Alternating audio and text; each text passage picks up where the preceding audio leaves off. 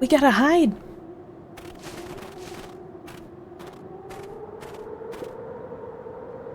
$259K? Fall off distance still good. Dude, did you hear me? I said 259. Sorry. You ever think about what we did here? We saved a whole town of people. Doesn't feel like sometimes. What about everything we left behind? That's the grave of someone with a family. The people who loved them will never know the truth. Truth is overrated. He bent down to scoop up a snowball and lobbed it playfully. Hey! Don't be such a downer, dude. We took this job to change the world. Yeah. Come on. Almost lunchtime. Weirdo. Was he like doing the dance off the side of the screen? What in the world? Who is that? I want to know. Here, I thought I was a jerk. These dinguses out here are literally dancing on graves. Luca stuttered through heaving sobs. I thought I was visiting him. I thought he was with me.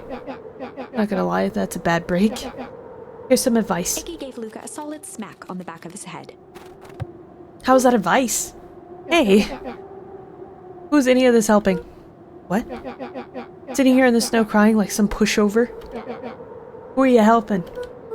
Iggy, look what they did! They lied to everyone! Blah blah blah. Luca Van Horn, you're a lot of things, but you ain't no pushover. What did I tell you before?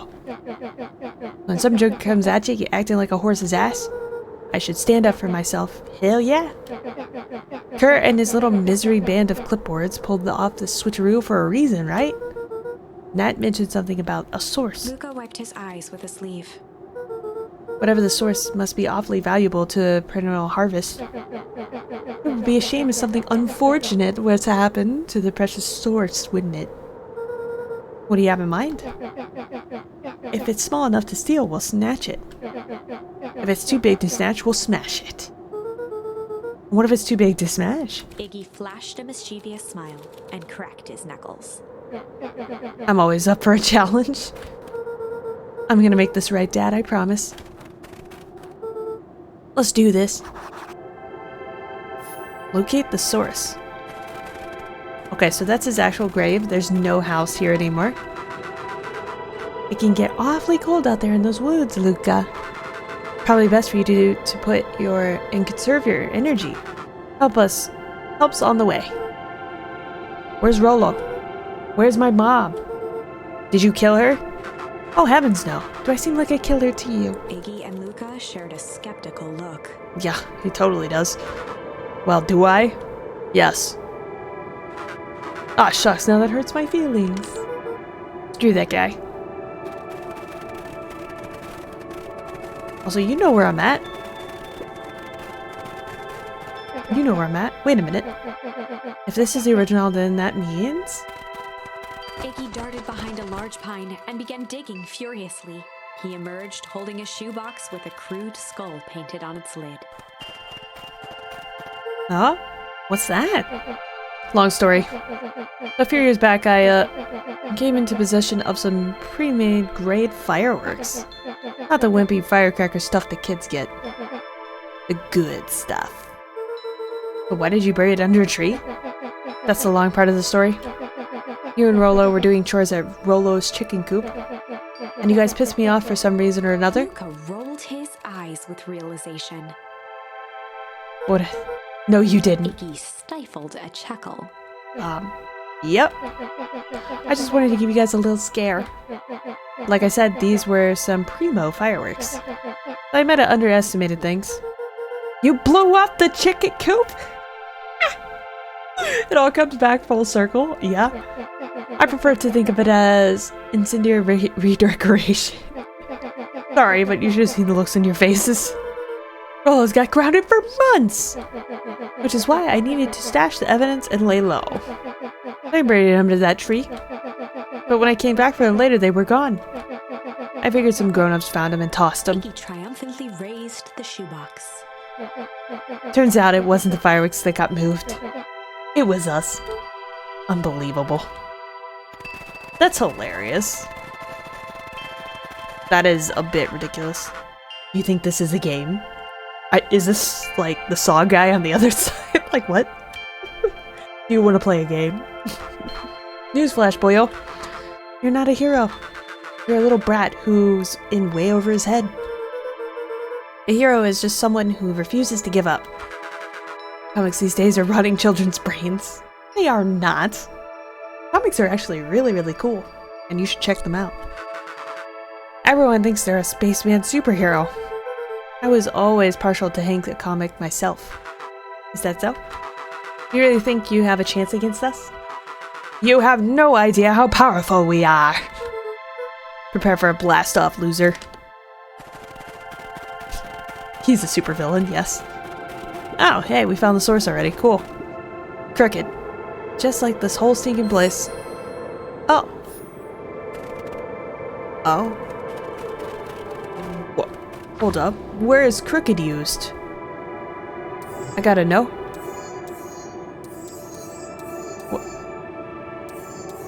What? What? I don't see where crooked would be used. Well, I can't really go any other direction. Can I? No, I think everything is like... Alright, let's do this, I guess. Let's go. Can't be that bad. Luca and Iggy inched up to the edge of the hole with bewilderment in their eyes. Unless we throw this in here and it goes boom. Arctic air breathed out of the cavern in heaving gusts. Echo! Echo! Echo! Whoa. I can see why they wanted to move us out of town now. But why would they dig a giant hole? I think this is it. Locate the source? Yep. This is the source? It's a dang hole? How do we smash a hole? Oh, hey. Oh, it's much more than that, my annoying little friend. Oh, Kerr. Where's Rolo? How was Boy? He's safe. Well, safer than you two are, at least. Rats, it's cold. You just had to drag me all the way out here, didn't you? Mr. Kerr gazed down the abyss in contemplation. It really is something, isn't it? What you do to our town? What is all of this? Well, that's a doozy of a question. Doozy of a question. This is the source, where they collect the unrefined, Kerr scratched the back of his head. Honestly, boys, I don't understand any of this well enough to explain it. Fact of the matter is, I'm not paid to know. What do you mean you don't know? Ain't you in charge? Oh heavens no, my role is merely to flash a winning smile and manage various complications. Complications like us?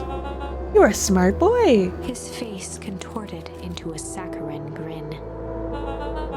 It really is nothing personal. Nothing personal, kid. Some people are just destined to strive for greatness, and others are simply obstacles along the way. Seems like you were destined to be a creepy lackey. The point is, we all have to play our part in life. I just happen to be a lead in the role of a lifetime, and you happen to be extras ready for your curtain call. We aren't giving up without a fight. Your smile's not going to be winning after we get done with you. Now, boys, there's no need for melodrama. It makes it even a professional such as myself embarrassed for you. Let's change the mood a bit. Kerr snapped his fingers. Scene change. Ah, cool. Hey guys. There, that's better. Deal with them. Iggy turned to Luca with a sly glance. Why are you smirking? Because I have a box full of fireworks and you don't? Iggy waved the box into the air, threatening to drop it down the hole. Stop. Let's not do something regrettable. No, send you regret is one of my specialties. Out of curiosity, what would happen if I throw these in your precious hole? Nothing at all. You're a terrible liar. I'll have you know, I'm an exceptional liar. Bop. That's far enough. Iggy plucked a single bottle rocket from the box and held it up with reverence. Stop, you fool. Call off your goons. After a long pause, Do it. Mr. Kerr flung up his hand with frustration. Very well. How can I head back for the night? It's been a long day. I'll handle these two from here. Mr. Kerr sighed into the frigid air. It's just us now. It's just us now, Iggy. You can put that down. What, like this? With a nonchalant flick, Iggy tossed the firework into the hole.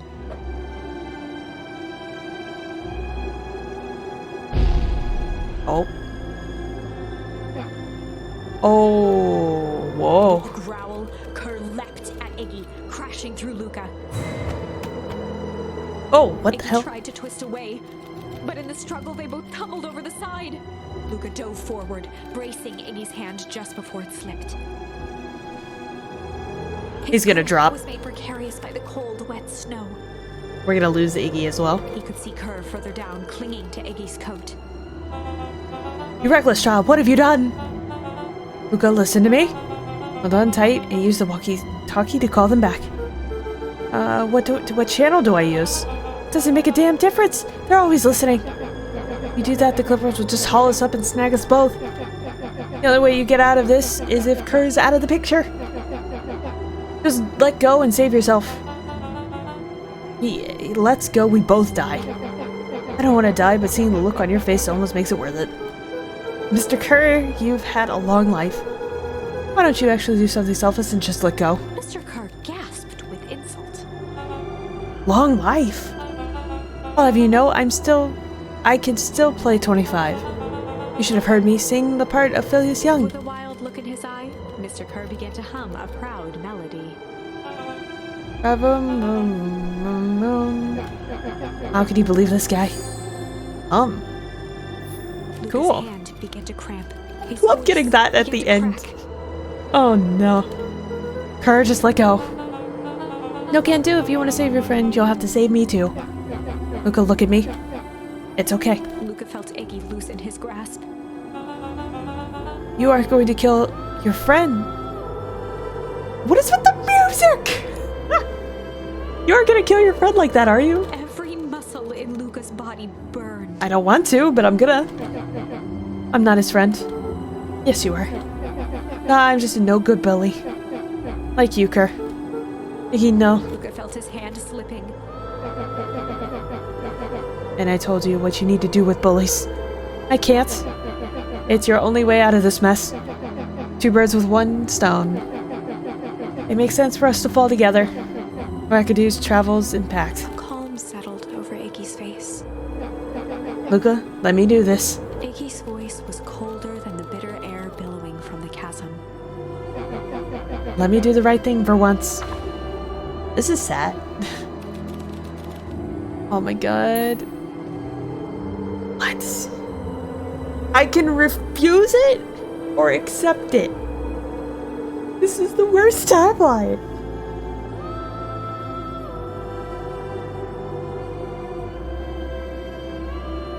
I got refused first, so I'm gonna assume refuse is not what I'm supposed to choose. I'm just gonna accept it. I'm gonna go heartless here. I'm gonna accept Luca had Iggy's no request. choice but to accept Iggy's request. We'll go back and do the other one. With a quiet blink, Luca watched a teardrop sail down into the howling void. As his fingers slowly gave up, he met eyes with Iggy. Good. Goodbye. To be honest, I didn't really care for him as much His as, silhouettes like, were Beck and swallowed by whatnot. darkness. He was a mean bully. But he did not deserve to die because of Kerr. Okay? He did not. The two silhouettes were swallowed by darkness. Oh, the firework. Okay, now I feel bad. Now I feel bad. No. Why there's so many fireworks? Oh. Iggy. Hell of a goodbye, Iggy. Hell of a goodbye. This is not the end. This is not the true timeline. You really should step back. What? Quickly. Oh. Curious. What happened? Ah, but of course! Those fireworks of Iggy's must have been just the right amount of energy. We should get out of here before harvest arrives. Not until you tell me what just happened. Your friend's sacrifice just saved this town. For a little while, anyway. How? Limon is a particular substance. It can change the relationship between matter and time itself. Doing so requires unfathomable energy. In a closed system, that energy can only come from its surroundings. A useful side product of this property being, by adding precisely the correct amount of energy to it, one can create a cryogenic cascade. So the gunk makes things cold and the fireworks made the whole freeze over. That's one way of putting it, yes. As dumb luck would have it, the fireworks were strong enough to generate a runaway reaction, like the explosion does. Shudder to think what would have happened in that case. We have some idea what that would look like. Yeah, no shit. We've done it a few times now. It will take them a good while to safely break through and access the source again. If you know all this stuff, why haven't you been helping? I have been, in my own way. Each one of us has our role to play. Iggy's role, turns out, was to buy us precious time. Mine has been to observe and wait. Wait for what? You. Me? Why? What's my role? A fierce twinkle flashed in Nat's eyes. Luca Van Horn. You are going to save the world. What? Okay. I'm a superhero. Nat turned and walked west. Okay. Dumbfounded, Luca followed behind him, trudging through the snow. Every step taking him further away from everyone and everything he knew, and closer to destiny. So accept was the right answer. To be continued in... What? Beacon Pines, Pines Harder. Beacon Pines 2? Revenge served cold. Second time's a charm? What? Wait, that's it? This ends with a crummy cliffhanger just when it was getting good? Oh my god. I was even starting to like Iggy. No way. I refuse to be associated with some never-ending parade of sequels. Let's go back and find something more definitive. Okay, so we can go back and do refuse, but we don't have the thing for shame. Still, there's only one thing for shame. That means I'm missing something. Oh, hum can be used here instead of weep. That's interesting. Let's refuse. Because we just did this. Let's refuse. I want to refuse it. Luca had no choice but to refuse Iggy's request. He tightened his grip and reached for the walkie-talkie in his pocket. A wild delight crept onto Mr. Kerr's face. That's a good lad. Now, radio for help. Iggy begged Luca with his eyes one last time, but Luca pressed the button and called out. I'm assuming we just die because Kerr is gonna screw us over. We need help. Mr. Kerr is in danger. It wasn't long before they were once again surrounded by clipboards. Mr. Kerr sighed with relieved frustration. There you are. You really are a worthless lot, aren't you? Mirror, now. A clipboard dutifully produced an ornate ivory hand mirror, and Mr. Kerr began preening his tousled hair. Oh my god. Ah, that's better. Mr. Van Horn, I applaud your sharp thinking under duress. I'll put in a good word for you with the founder. Take them away. A swarm of hands overpowered Luca. The last thing he saw before a cloth bag was pulled over his head was the defeated look on Iggy's face. So I had to get to the other side to accept this fate, to drop my friend in so I could continue. The end. Yep, that was just dead end right there. I think this was one of those times where doing the right thing was the wrong thing. Yeah. Yeah, so that just finished out the tree. That was super fast. Oh, man. See, like, this one has 3, so... I'm not sure. I guess we'll go hum? He began to hum. And in the stillness, he began to hum. Back to the other side of the timelines. After the death of his father, Luca had trouble sleeping. Each night, his mother would sit at the foot of his bed and hum a gentle melody. It was the only thing that could calm his mind. The only thing that, however briefly, could make it all seem okay. That melody pervaded every memory Luca had of his mother. Shivering in the raw snow, he began to hum it out loud.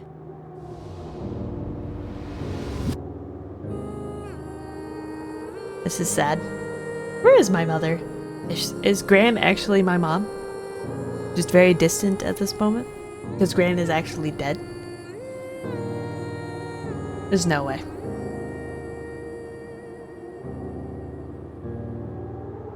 Gran lowered the torch, listening closely. As recognition slowly set in, her heart sank. Those countless nights of consolation, the incomparable loss they shared together. She let the torch fall to the snow and sizzle out. Oh, it actually stopped her. Okay. A few steps toward Luca was all she could bear before dropping to the snow herself. Through a flood of tears, she began to hum along, note for note. Aw. This is sad.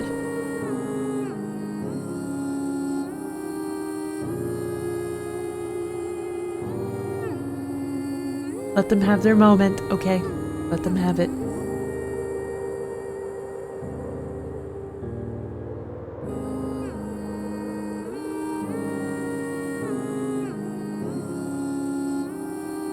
This is a very long moment, but you know, it's a very meaningful moment, okay?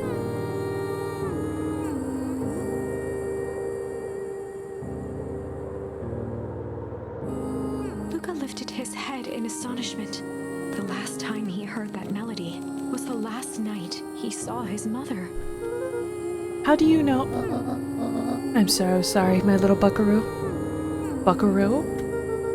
The only people who call that are my dad and your mother. Luca blinked through blurry, watery eyes, trying to see more clearly. He could just make out the impression of a familiar face. He peered across the snowscape at the woman on her knees. It is mother, okay. Explain that one to me. Something about her was undeniably his mother.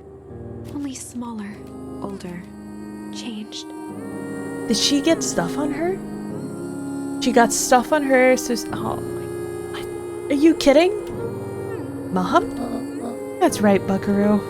Mom? Luca sprinted as fast as he could toward his mother. They held each other close, and the cold retreated from their bodies. Eleanor? I thought you were... gone? You should have known I would never abandon my son. Eleanor looked down at Luca, tightening her embrace in an appeal for forgiveness. How? You're sorry, man, Joseph. I thought you'd have pieced it together by now. You were exposed... Mom, I don't understand any of this. What happened to you? Where did you go? Why did you leave me? I never left you. I was always right there, Luca. Why did you lie to me? Tore me up, Luca, but I did it to keep you safe. I thought that getting answers would help us both move on. But the more I discovered, the more I realized that what danger we were in. Until Permanent Harvest was stopped, it was better if everyone thought I was gone. You could have trusted me. These are bad people, Luca. They won't stop until they get what they want. And they don't care who gets hurt in the process. Then what do? We have to stop them. Joseph slumped into the cold, wet snow. They can't be stopped. This is too big. I tried beating them at their own game. I'm done fighting fire with fire. For the first time in a long time, her voice felt like her own again. No more lies. I see now there's a better way to stop perennial harvest. The cold, hard truth. Luca gazed down at Nuncreed with pity. He looked small. Joseph stared into the snow, as if searching it for answers. So she got exposed to the stuff and that made her old, essentially, is what happened in some kind of thing they tried to do. Probably tried to kill her, maybe. I don't know. And that's what I'm guessing. But who would have guessed that was his mom? From the very start, anyway. Did not think of that. Come on, everyone. We've got a party to crash.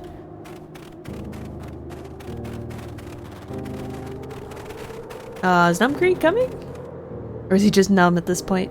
He's just gonna sit here and deal with what he's done. You don't understand. He always wins. Alright, well, we can try. The devil you know. Oh god, okay. 7 months ago. Oh, memory. I see. Eleanor Van Horn crept down the maze of sterile hallways under perennial harvest. She stopped in front of the large steel door marked Deep Engineering. Okay. No turning back now. She raised a trembling hand. The stolen keycard worked as promised, and the door buzzed open with mechanical efficiency. She was immediately hit with the smell of disinfectant. It was some sort of laboratory. In one corner was a desk covered in papers. Across the room stood a tall metal pod with hoses protruding from its base. She rushed to the desk and began shifting through the piles of papers. They were experiment reports on something called Tempest Liquamen. Oh, this There again. were dozens of them. Every one stamped failed. Eleanor heard the sharp echo of footsteps approaching. She was out of time.